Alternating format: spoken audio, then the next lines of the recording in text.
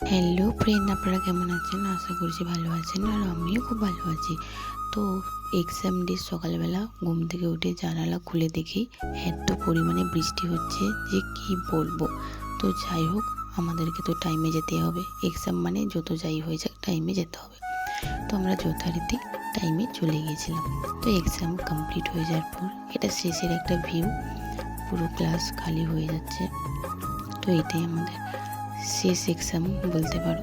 যাই হোক, এক্সাম হয়ে যাওয়ার পর একটু ওয়েট করছিলাম বান্ধবীরা একসাথে হলে তারপর যাব। তো আমার যাই হয়ে যাক না কেন, এতদিন ধরে কলেজে যতদিন পড়েছি আমার এক্সাম, কলেজের যাবতীয় কাজ, হ্যাঁ আমার পার্লারের কাজ বা সাজানো, মিনিমাম আমার কাজের দিনেই আমার এক্সাম পড়ে যায় বা বিভিন্ন কাজের ক্ষেত্রে সব একই ডেতে পড়ে যায় বা কাছাকাছি পড়ে যায়। তো আমার ওই দিনটা ভীষণ পরিমাণে প্রবলেম হয়, ওই সিচুয়েশানগুলো হ্যান্ডেল করতে প্রচুর প্রবলেম হয়।